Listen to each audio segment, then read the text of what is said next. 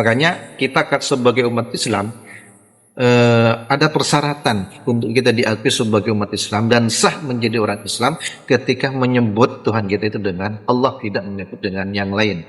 Karena dalam Islam itu ada syahadat. Syahadat itu bunyinya adalah asyhadu an la ilaha illallah wa asyhadu anna muhammadar rasulullah. Nah, kalau syahadat kita itu dibaca dengan menyebut nama Allah yang lain, karena kita tahu bahwa nama Allah itu dikenal dengan istilah Asmaul Husna.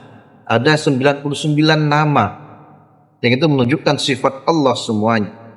Nah, kalau kita menunjukkan membaca syahadat tidak dengan menyebut Allah di dalam syahadat kita, maka ini belum dikatakan berpindah dari kekufuran kepada Islam. Ini menurut kata ulama.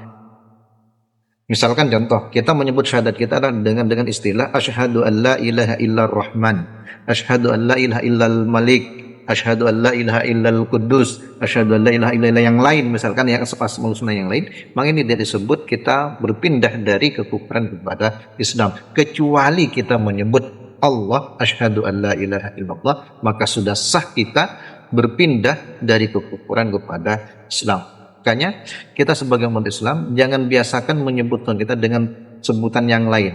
Biasakanlah untuk menunjukkan bahwa kita menyembah Allah itu adalah dengan sebutan Allah.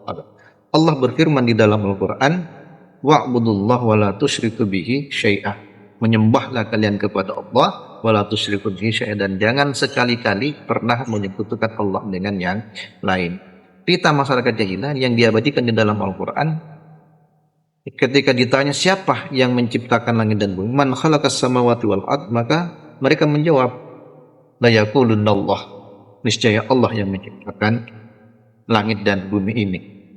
Namun salahnya adalah mereka mengakui bahwa Allah sebagai Tuhannya, tapi masih mempersekutukan Allah dengan yang lain. Padahal kalau kita sudah mengakui Allah sebagai Tuhan kita, maka harusnya kita juga tidak menyekutukan Allah dengan yang lain.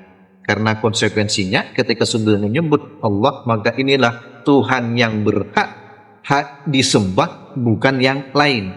Sementara kalau misalkan kita menyebut Tuhan dengan sebutan yang lain, ada kalanya itu adalah yang memang berhak disembah, ada yang memang tidak berhak disembah. Tapi ketika sudah menyebut nama Allah, maka itu menunjukkan bahwa dialah satu-satunya zat yang berhak secara hak untuk disembah oleh umat manusia yang ada di dunia ini.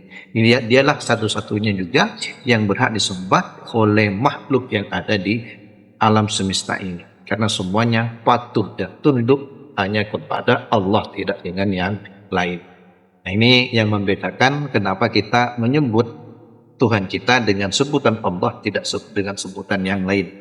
Nah, semoga kita membiasakan diri menyebut Tuhan kita dengan sebutan Allah, tidak dengan sebutan-sebutan yang lain.